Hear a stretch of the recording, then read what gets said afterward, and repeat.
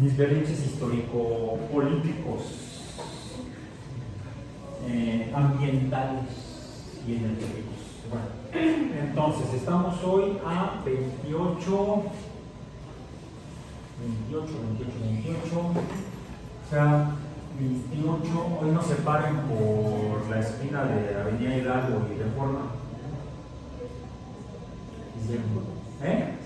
San Judas, estás así de y yo tengo que pasar por ahí. 28 de julio de 2025 en Ecología. Sí, entonces el día de ayer, o no sé, fue en el fin de semana, se reunió Donald Trump con Ursula von der Leyen, que es la presidenta del Consejo Europeo, y llegaron a un acuerdo en el cual los Estados Unidos le van a comprar la Unión Europea le va a comprar a los Estados Unidos gas natural al precio que los Estados Unidos quieren. Es un peligro de comercio, ¿verdad? El cual es un mito. Creo más en las hadas azules y los desmorados que en el de comercio.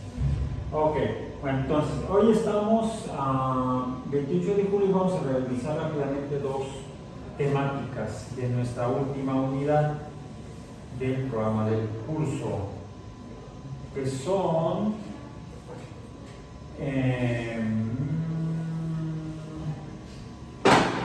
ya me pasé, acá está. Queda en la séptima unidad. Y el primer tema de la séptima unidad es la integridad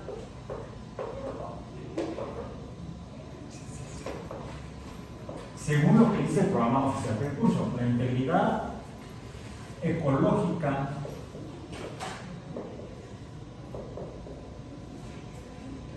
y parques nacionales.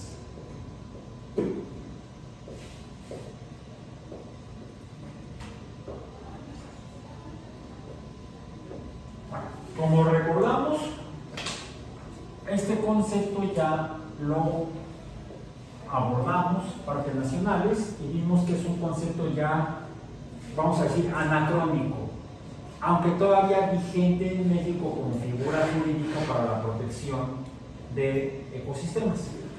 Más bien, para la atención y cuidado de ecosistemas más que para la protección, porque los parques nacionales vimos, pues aunque la intención original era conservar esos entornos para el disfrute de la gente y para el cuidado y la preservación de lo que ahí habita, de los organismos que forman los ecosistemas de esos parques nacionales, aunque cuando se creó el concepto de parque nacional, la ecología ni por aquí, me refiero a nivel mundial.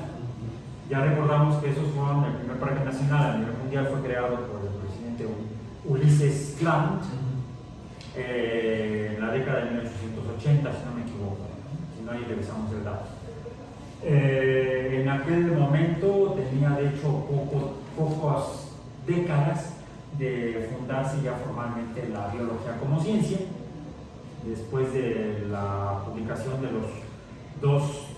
las dos teorías complementarias fundacionales a la biología, complementarias a la teoría celular, que serían la teoría evolutiva en 1859, con la publicación sobre el origen de las especies, con el resto del título, por Charles Darwin, vamos a decir, contribución conceptual enriquecida por Arthur Russell Wallace, y en 1864 de la publicación 64, 65, no sé exactamente el año ahorita,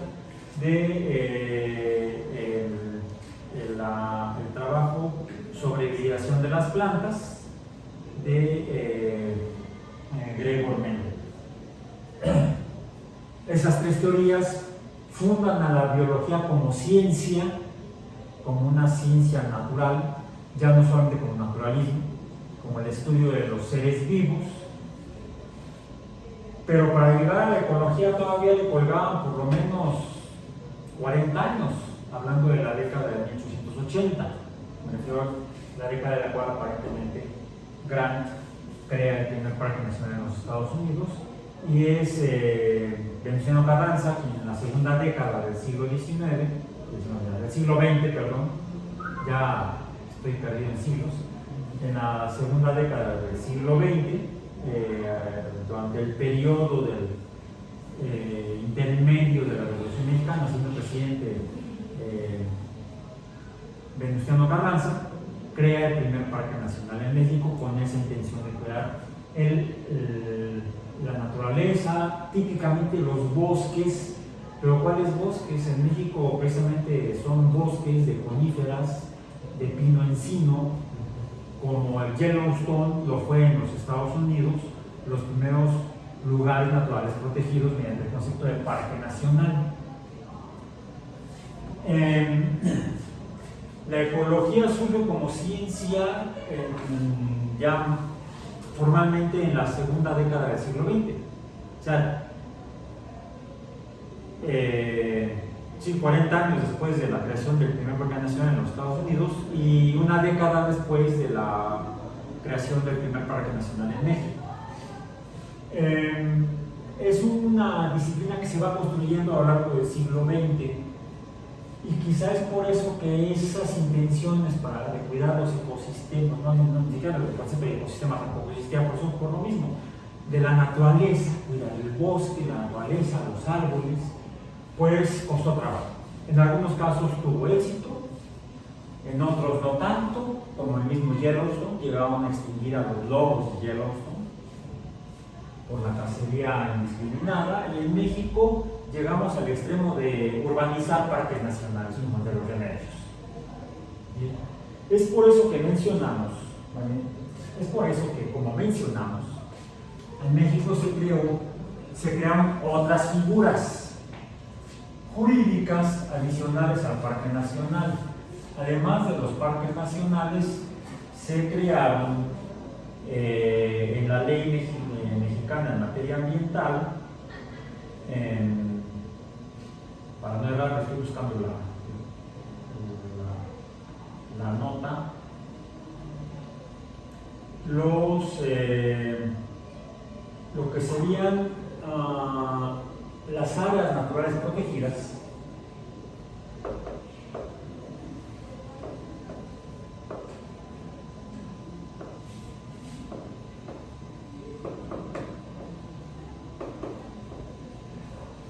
Áreas naturales protegidas, que es un nivel superior al de parque nacional, para tratar de alcanzar ese objetivo de conservar con mayor eficiencia lo que ya entendemos como ecosistemas.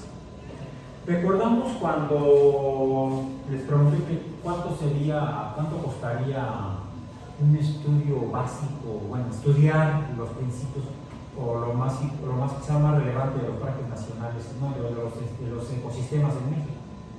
Dijimos que eran 1,870 pesos, ¿no? Algo así. Por los billetes en los cuales vienen los ecosistemas.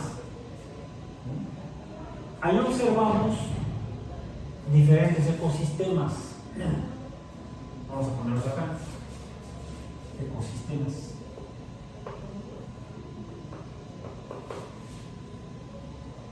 Pero enfoquémonos en los de México, nacionales. Esos son los que están en los billetes de la última edición por parte del Banco de México, que son en el billete de 20 pesos. Es el mangle, ¿no? Es el mangle. En el billete de 20 pesos está el manglar. El ecosistema es el manglar. Se le conoce así como manglar porque una de las plantas más abundantes, fundamental para la estructura de ese ecosistema, es precisamente la planta del mangle, que es una planta muy, muy interesante porque si intentamos sembrar o plantar una planta vascular, por ejemplo, puede ser angiosperma o gimnosperma, en un suelo salino, pues quizá no cualquier planta pueda prosperar. Quizás se mueran, porque debido a la alta concentración de sales tendríamos un problema de urgencia, de ósmosis en las raíces de la planta, y si está muy alta la concentración de sales en el suelo, ¿qué pasa con las células de la raíz de la planta? Entonces se le sale el agua. Por diferencia de concentración de agua, ese es el fenómeno, ese es el parámetro o la variable física que define el fenómeno de ósmosis. Y eso debemos tenerlo claro, porque por ahí de repente escucho a alguien y dice, no, es que me quedé dormido sobre el libro, pero es que estoy estudiando por ósmosis para el examen. Digo, pues no funciona. ¿Cómo que no funciona? A ver, ¿qué es la ósmosis?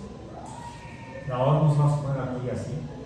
La ósmosis es un fenómeno relacionado al funcionamiento de las células, en el cual se dice que el agua se mueve, ¿no? Es el agua la que fluye en un sentido o en otro, hacia adentro o hacia afuera de una célula, siendo esto una célula. Lo que se mueve es el agua, H2O. Y para que se mueva en función, se requiere una fuerza que realice el trabajo de mover esa masa, es trabajo. Y toda fuerza que es capaz de producir trabajo es energía. Entonces se requiere energía para que el agua se mueva. ¿Cuál es la fuente de energía para que el agua se mueva hacia adentro o hacia afuera de la célula? Las fuerzas se producen en físico, cuando entendemos el fenómeno físico, cuando hay diferencias. Por ejemplo, cuando hay diferencia de altura, esto aquí está aquí está a la altura del piso, no se mueve. Pero si le cambio la altura, se mueve. Es por una diferencia de altura. La materia se mueve de donde hay mucha a donde hay poca, pero no por cantidad, no en función de la cantidad, sino en función del espacio que ocupa o la densidad o concentración. De donde está más concentrada a donde está menos concentrada cada forma de materia. También recordamos que dentro de las células hay, por ejemplo, electrolitos, metabolitos iónicos como el potasio. De hecho, adentro de las células hay mucho potasio y afuera hay poquito potasio. Entonces, ¿qué puede pasar con el potasio? Si está más concentrado adentro que afuera de las células, el potasio tendría que salir. Y sí, es el proceso natural que el potasio salga. De hecho, lo que le pasa cuando una célula se muere, se le despansura el potasio. Para que la célula no se muera, tiene que estar metiendo potasio contra la concentración de potasio. Eso requiere energía. ¿Y esa energía de dónde viene? De la hidrólisis del ATP. Para que el potasio se mueva, lo voy a poner con la flecha negra allá, se requiere ATP que se transforme en ADP más fosfato. La ruptura del tercer enlace fosfodiéster, es decir, entre el segundo y tercer fosfato del adenosin trifosfato, se rompe ese enlace y esa energía de la ruptura del enlace es la que empuja el potasio hacia adentro mediante una enzima que cataliza esta ruptura y empuja el potasio hacia adentro sacando sodio. Por cierto, afuera hay mucho sodio, adentro hay poco sodio. En tiempos de mi abuelita a esa cosa le llamaban la bomba de sodio y potasio. Bueno, ya cuando estudié yo, ya la conocíamos como la ATPasa de sodio y potasio. Es una enzima que rompe el ATP, de ahí que sea una ATPasa o ATP hidrolasa, que es la que usa la energía de la ruptura de este enlace para meter contra energía química de concentración el potasio. Bueno, eso en cuanto al potasio. ¿Y el agua qué onda? Bueno, si adentro hay potasio, hay sodio, hay azúcares, hay ácidos orgánicos, hay calcio, hay litio, hay un montón de cosas disueltas adentro de la célula. ¿Qué tan grande es la concentración de agua?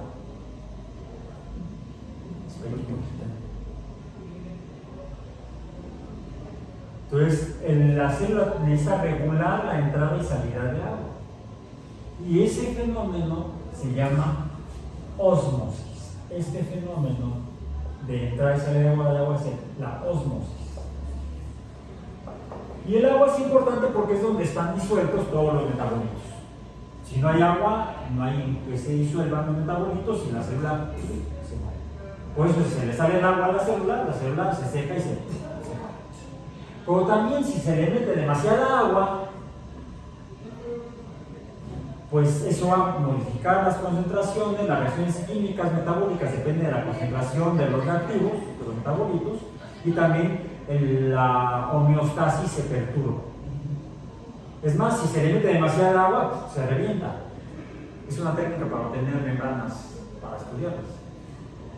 Se dice que se obtienen fantasmas celulares. Sí, porque la célula se muere. No. A la pura membrana se llama fantasma celular. Bueno. Entonces, la ósmosis, ¿qué es? Es el movimiento del agua, no del potasio, no del sodio, no de la glucosa, no de los solutos, sino del agua, que es el soporte donde están los metabolitos. Hablando de libros, ¿cuál es el soporte? El papel, en el que se imprimen las letras y las palabras con tinta. ¿Sí?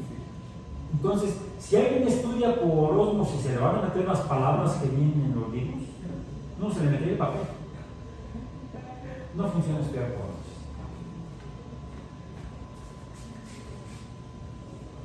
Cuando una planta es colocada en un suelo que tenga una alta concentración, por ejemplo, de sodio, porque son suelos salinos, NaCl, por ejemplo, mucho sodio, mucho calcio, CaCl2, pues si esto está muy concentrado, ¿qué va a pasar? La membrana es semipermeable, selectiva a la entrada de solutos. No entran solitos. El potasio entra por la tepeasa. El sodio se sale por la tepeasa. No pasa como Pedro por su casa. Requiere un transportador o canal proteico que está en la membrana que le permita el paso al metabolito correspondiente. Los únicos que pueden pasar a través de la membrana hacia adentro, hacia afuera de una célula, son las cosas que sean miscibles o solubles tanto en el agua como en los lípidos de la membrana, como el etanol. Con el etanol podemos disolver grasas, ¿no? Bueno, emulsificar grasas. Se mezcla el etanol con las grasas. Es más, por eso es bueno cuando te vas a echar un buen pozole, acompañarlo con una chela. O vas a comprar, o vas a comer tu bistec, o tu corte, o la hamburguesa que rebosa de grasa, puedes tomarte la carne con un vino tinto. El alcohol del vino, que no es demasiado, 14% aproximadamente, 14 grados de usarse. Una cerveza es parecido, entre 12 y 14% de la cerveza es alcohol. Ese alcohol, nada con exceso, todo con medida, te va a permitir emulsificar las grasas y digerirlas más fácilmente. Es más difícil que te caiga pesado para la digestión un alimento rico en grasas si lo acompañas con cantidades moderadas de etanol. Es para lo que es útil. Bueno, pues el etanol sí pasa a través de la membrana porque es miscible la grasa con el etanol, se mezclan. De ahí que al mezclarse los lípidos de la membrana con el etanol cambia también su fluidez, se hace más fluida la membrana y al ser más fluida, porque está en la membrana, se mueve más, como por ejemplo las proteínas están ahí metidas, como son también los neuroreceptores en las células del sistema nervioso, y de ahí la sensación de embriaguez. O sea, los mensajes viajan más rápido a través de la membrana, por eso así como que... Por eso nada con exceso, todo con medida. Bueno, entonces lo único que puede pasar a través de la membrana es lo que es miscible con los líquidos de la membrana. Los iones además tienen carga eléctrica. La membrana es un aislante eléctrico, no es un conductor de cargas eléctricas, ni electrones per se, ni iones per se. Por eso es que se le quieren las proteínas como la ATP sintetasa o la ATPasa, o el canal de litio, el canal de calcio, etcétera, etcétera. Los transportadores de azúcares, de la glucosa, tienen que pasar por una proteína transportadora de glucosa que está en la membrana. Okay. Si hay muchos sodio, calcio, magnesio en un suelo, la concentración de minerales es alta, de iones es alta. ¿Cómo está la concentración de agua en estos suelos? Pues más baja que la concentración de agua dentro de la célula. Entonces, ¿qué pasa con el agua? Se va de la célula al suelo. Y entonces la planta se seca y se muere. Los mangles, ¿dónde viven? A la orilla del mar. En el mar, la vida es más sabrosa. En el mar. Como esa canción, no, hace mucho que no la escucho. Bueno, estas plantas son capaces de sobrevivir en ambientes altamente salinos. De hecho, están en lugares donde también llegan ríos, desembocan ríos que llevan agua dulce. Entonces, estas zonas costeras donde se juntan agua de mar y agua de ríos, agua dulce, se le llaman sistemas mixoalinos. O sea, donde la salinidad está mezclada. A veces hay mucha sal, a veces hay poca sal.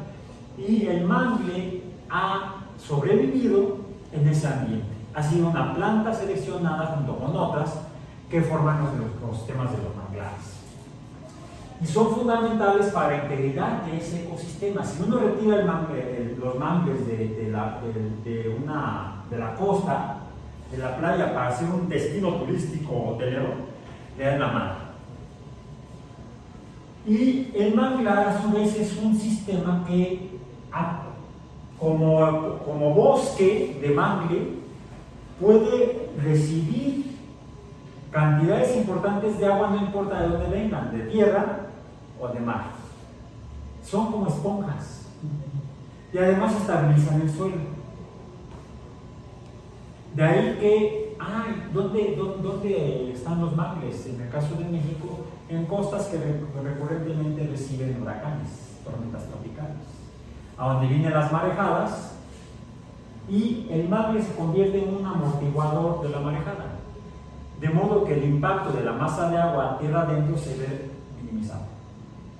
¿Qué pasa si quitamos el manglar? Se va a inundar tu hotel. De ahí que hablemos de la integridad ecológica para la sostenibilidad de las actividades humanas. Cuando un desarrollador hotelero quita el mangle para hacer su hotel, está haciendo la peor estupidez, está escupiendo al cielo, se está tirando al pie, porque está sentenciando a la destrucción a su desarrollo inmobiliario. Bueno. Luego tenemos el billete de 50 pesos. Ahí está. El río sin aguas, el canal de Xochimilco. Diríamos que serían los lagos endorreicos.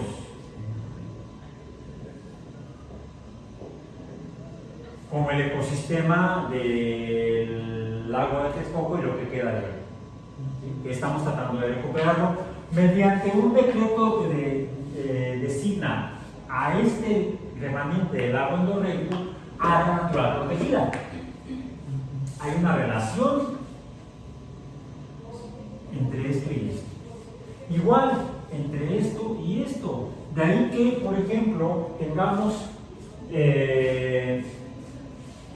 ecosistemas protegidos mediante decretos de áreas naturales protegidas, o uno que es superior, que es el de reserva extensiva, parques nacionales sería uno, áreas naturales sería el otro, y el otro, la otra figura, la tercera figura política es la de reserva de la biosfera.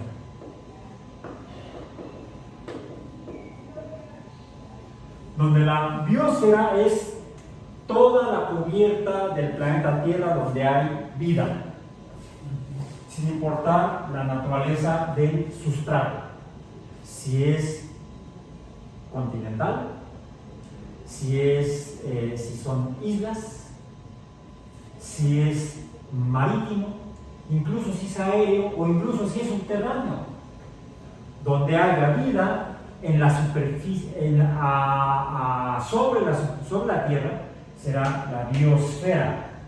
Así como tenemos la atmósfera, que es la cubierta de gases, tenemos la litosfera, que es la cubierta rocosa de la Tierra, tenemos la biosfera o biosfera, podemos ponerle la tilde o no, que es donde hay vida en la Tierra. Y en los últimos 50 años el concepto de biosfera ha evolucionado radicalmente. Se consideraba que la biosfera era una pequeña capita sobre la superficie de la Tierra. Sin embargo, con el descubrimiento de las pozas hidrotermales en los océanos a kilómetros de profundidad, se ha ensanchado esa capa de biosfera, e incluso más arriba se consideraba que en las cumbres del Himalaya, a más de 8.000 metros sobre el nivel del mar, donde los humanos mueren si no llevan oxígeno por hipoxia, no por asfixia, sino por hipoxia, no habría organismos, sería un ambiente estéril, ¿no? Sí hay organismos en esas alturas a muy bajas concentraciones de oxígeno. Vamos, te encontramos hasta tardígrados flotando en la atmósfera, ¿no? Rápidamente, ¿cuáles son el siguiente ecosistema, el de 100 pesos? El bosque templado. El bosque templado. El de, ¿cuál es luego? 200. El de 200 pesos. Y es el desierto y los matorrales. Desierto y matorrales.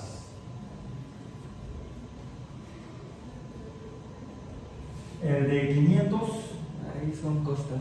¿Cuál es el mar? Costas. Ajá. ¿Y el de 1000 cuál era? La selva húmeda. 1000 es la selva húmeda. Bueno, en cada uno de estos son simplemente 6 ejemplos. Son 6 ejemplos de ecosistemas que hay en México, no son los únicos. Tenemos una mayor diversidad de ecosistemas. México es uno de los países con mayor diversidad en ecosistemas a nivel mundial, y eso lo hace a uno de los países con mayor diversidad biológica. Se dice que México es un país megadiverso. De ahí que haya sido tan importante el pasar de la figura de parque nacional a la figura de reserva de la biosfera, que es la de mayor protección para la conservación de ecosistemas en México. A grado tal que, por ejemplo, si ustedes quieren ir a Calakmul, pues sí, ya se puede ir hasta, dicen, si puedes tomar el tren Maya a Calakmul. Pues sí, pero no. Nada más que es que no funciona el tren Maya, no, sí funciona. Sí hay una parada Calakmul, una estación Calakmul, pero que está a varios kilómetros de la reserva, de la parte importante de la reserva de la biosfera, donde incluso hay zonas arqueológicas, que son muchos de los puntos de interés para la gente visitar en este tipo de lugares. No solamente está el concepto de parque nacional, sino a veces junto al parque nacional hay zonas históricas, sitios históricos, y a veces hay sitios arqueológicos. En el caso de este ejemplo de Calakmul, en la zona maya, algunas personas que conozco, bueno, mi esposa y amigas que van a ir me comentaron que tenían interés de ir allá, estaban viendo cómo iban, y estaban diciendo, es que la estación del tren Maya no está en Calakmul. De ahí te bajas y tienes que caminar varios kilómetros, porque no hay camino, no hay carretera, no hay ferrocarril, no hay autobuses, por supuesto tampoco hay aeropuerto, ¿sí? Porque en la reserva de la biosfera no se pueden llevar a cabo actividades de alto impacto ambiental. Y hacer una carretera tiene un alto impacto ambiental, hacer una línea de ferrocarril tiene un alto impacto ambiental. Hay diferentes niveles y lo que se revisa es, lo que se debe revisar para decidir políticamente si una obra es armoniosa en cuanto al ambiente desde un punto de vista ecológico, dijo armoniosa, no idónea, no perfecta, es la magnitud del impacto y el costo-beneficio para la sociedad correspondiente. Podríamos discutir, bueno, lagos endorreicos, el lago de Texcoco, es que el lago estaba muerto, decía por ahí alguien. No estaba muerto, lo mataron. No, tampoco estaba muerto, quizás estaba zombie.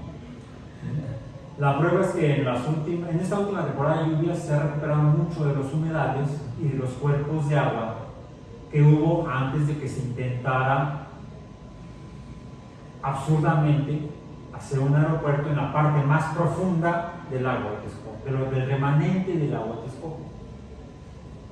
El lago endorreico original de Texcoco, que existía hace 700 años cuando llegaban los mexicas a fundar México Tenochtitlan, se había ido reduciendo por cambios climáticos naturales, sequías, etc. Se había reducido su magnitud, ya hemos visto algunos mapas al respecto.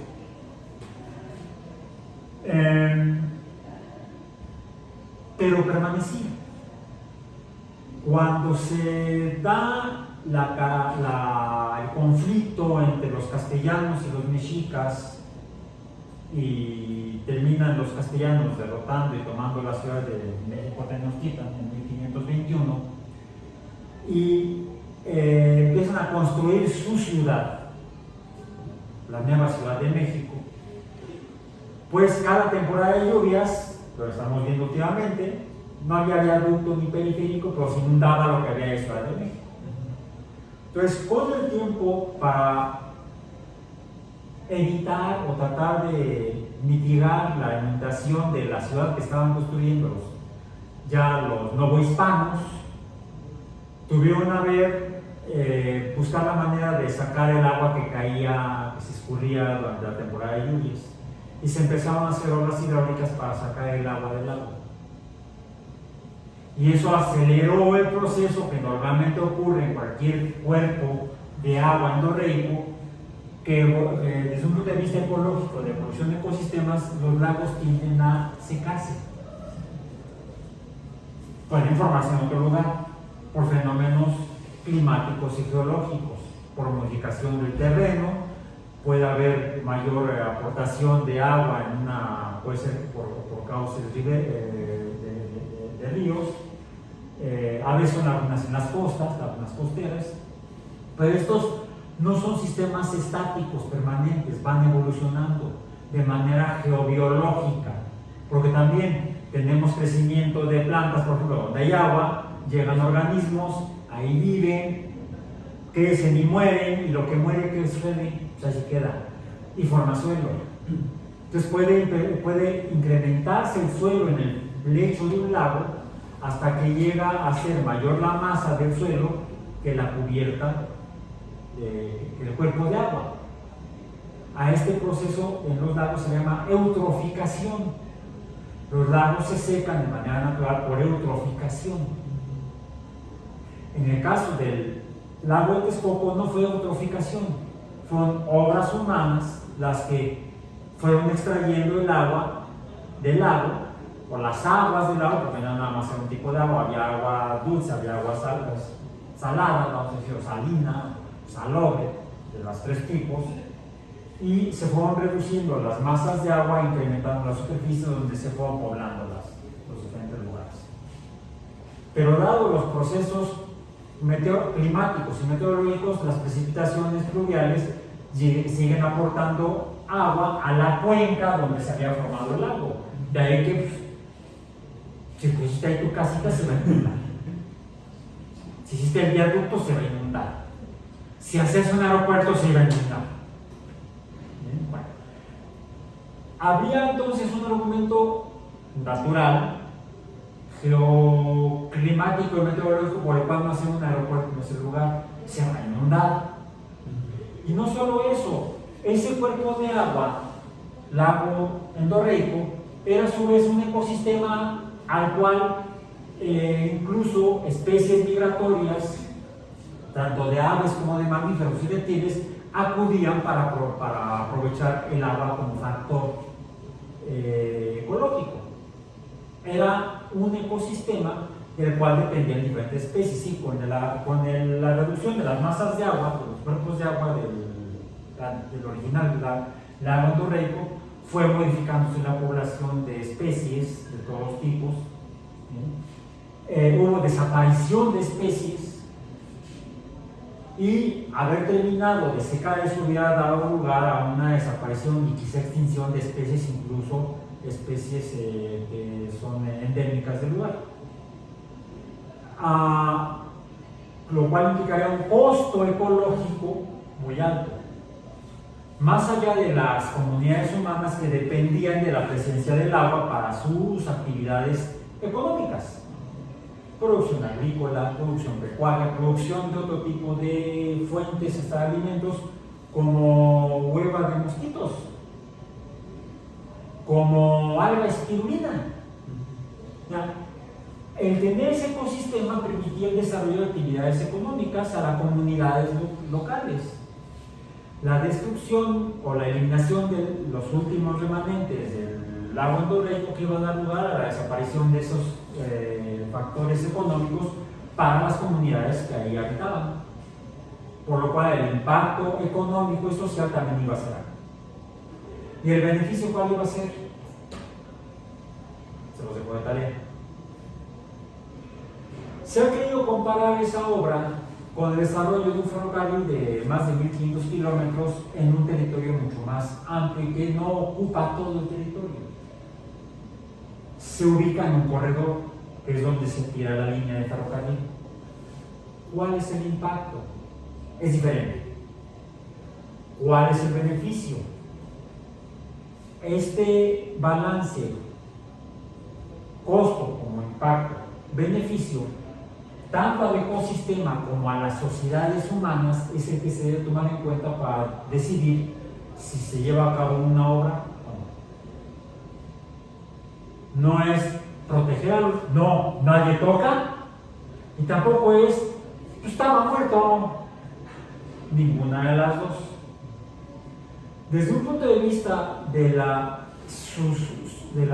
sustentabilidad y supervivencia de las sociedades humanas, vamos a impactar los ecosistemas, vamos a perturbar los ecosistemas, pero también de la supervivencia de los ecosistemas va a depender la sostenibilidad y la sustentabilidad de las mismas sociedades humanas.